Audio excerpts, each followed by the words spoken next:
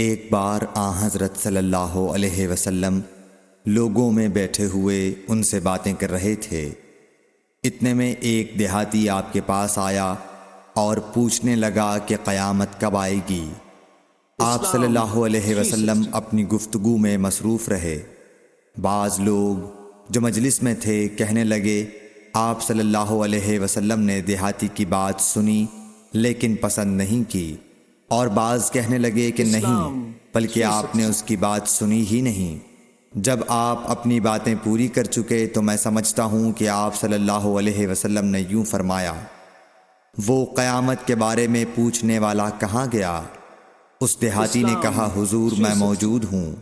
آپ نے فرمایا کہ جب امانت ایمانداری دنیا سے اٹھ جائے تو قیامت قائم ہونے کا انتظار کر۔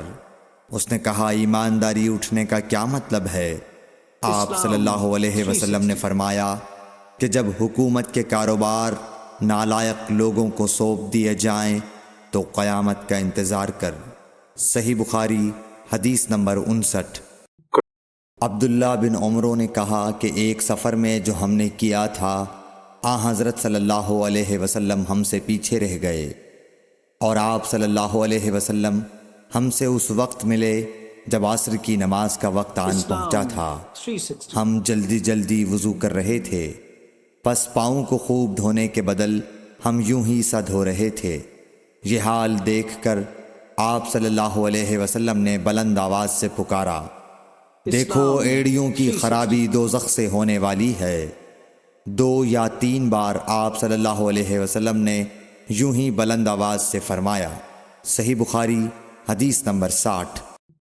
حضرت صلی اللہ علیہ وسلم نے فرمایا، درختوں میں ایک درخت ایسا ہے کہ اس کے پتے نہیں جھڑتے، اور مسلمان کی مثال اسی درخت کی سی ہے، بتاؤ وہ کون سا درخت ہے؟ یہ سن کر لوگوں کا خیال جنگل کی طرف دوڑا۔ عبداللہ رضی اللہ تعالی عنہ نے کہا، میرے دل میں آیا کہ وہ کھجور کا درخت ہے، مگر میں اپنی کم سنی کی شرم سے نہ بولا۔ آخر صحابہ نے حضرت صلی اللہ علیہ وسلم سے پوچھا کہ وہ کون سا درخت ہے؟ آپ نے فرمایا وہ کھجور کا درخت ہے۔ صحیح بخاری حدیث نمبر 61۔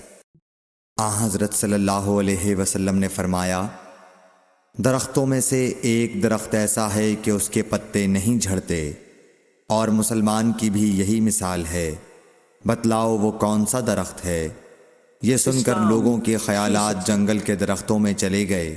عبداللہ نے کہا کہ میرے دل میں آیا کہ بتلا دوں کہ وہ کھجور کا درخت ہے، لیکن وہاں بہت بزرگ موجود تھے اس لیے مجھ کو شرم آئی۔ آخر صحابہ نے عرض کیا، یا رسول اللہ آپ ہی بیان فرما دیجئے۔ آپ صلی اللہ علیہ وسلم نے بتلایا کہ وہ کھجور کا درخت ہے۔ صحیح بخاری حدیث نمبر 62۔ حضرت صلی اللہ علیہ وآلہ وسلم ایک بار مسجد میں بیٹھے ہوئے تھے۔ اتنے میں ایک شخص اونٹ پر سوار ہو کر آیا اور اونٹ کو مسجد میں بٹھا کر باندھ دیا۔ پھر پوچھنے لگا، بھائیو تم لوگوں میں محمد کون سے ہیں؟ حضرت صلی اللہ علیہ وسلم اس وقت لوگوں میں تکیہ لگائے بیٹھے ہوئے تھے۔ ہم نے کہا حضرت محمد صلی اللہ علیہ وسلم یہ سفید رنگ والے بزرگ ہیں جو تکیہ لگائے ہوئے تشریف فرما ہیں۔ تب وہ آپ سے مخاطب ہوا کہ اے عبد المطلب کے فرزند۔ آپ صلی اللہ علیہ وسلم نے فرمایا، کہو میں آپ کی بات سن رہا ہوں۔ وہ بولا، میں آپ سے کچھ دینی باتیں دریافت کرنا چاہتا ہوں، اور ذرا سختی سے بھی پوچھوں گا تو آپ اپنے دل میں برا نہ مانیے گا۔ آپ صلی اللہ علیہ وسلم نے فرمایا، نہیں، جو تمہارا دل چاہے پوچھو۔ تب اس نے کہا کہ میں آپ کے رب اور اگلے لوگوں کے رب تبارک و تعالی کی قسم دے کر پوچھتا ہوں، کیا آپ کو اللہ نے دنیا کے سب لوگوں کی طرف رسول بنا کر بھیجا ہے؟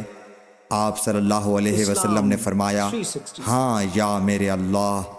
پھر اس نے کہا، میں آپ کو اللہ کی قسم دیتا ہوں، کیا اللہ نے آپ کو رات دن میں 5 نمازیں پڑھنے کا حکم فرمایا ہے؟ آپ صلی اللہ علیہ وسلم نے فرمایا، ہاں یا میرے اللہ۔ پھر کہنے لگا، میں آپ کو اللہ کی قسم دے کر پوچھتا ہوں کہ کیا اللہ نے آپ کو یہ حکم دیا ہے کہ سال بھر میں اس مہینے رمضان کے روزے رکھو؟ آپ صلی اللہ علیہ وسلم نے فرمایا ہاں یا میرے اللہ۔ پھر کہنے لگا میں آپ کو اللہ کی قسم دے کر پوچھتا ہوں کہ کیا اللہ نے آپ کو یہ حکم دیا ہے کہ آپ ہم میں سے جو مالدار لوگ ہیں ان سے زکوٰۃ وصول کر کے ہمارے محتاجوں میں بانٹ دیا کریں؟ حضرت صلی اللہ علیہ وسلم نے فرمایا ہاں یا میرے اللہ۔ تب وہ شخص کہنے لگا جو حکم آپ اللہ کے پاس سے لائے ہیں میں ان پر ایمان لایا، اور میں اپنی قوم کے لوگوں کا جو یہاں نہیں آئے ہیں بھیجا ہوا تحقیق حال کے لیے آیا ہوں۔ صحیح بخاری حدیث نمبر 63۔ رسول اللہ صلی اللہ علیہ وسلم نے ایک شخص کو اپنا ایک خط دے کر بھیجا اور اسے یہ حکم دیا کہ اسے حاکم بحرین کے پاس لے جائے۔ بحرین کے حاکم نے وہ خط کسریٰ شاہ ایران کے پاس بھیج دیا۔ جس وقت اس نے وہ خط پڑھا تو چاک کر ڈالا۔ راوی کہتے ہیں اور میرا خیال ہے کہ ابن مسیب نے اس کے بعد مجھ سے کہا کہ اس واقعے کو سن کر رسول اللہ صلی اللہ علیہ وسلم نے اہل ایران کے لیے بد دعا کی کہ وہ بھی چاک شدہ خط کی طرح ٹکڑے ٹکڑے ہو جائیں۔ اللہ نے بہت جلد اپنے سچے رسول صلی اللہ علیہ وسلم کی دعا کا اثر ظاہر کر دیا۔ صحیح بخاری حدیث نمبر 64۔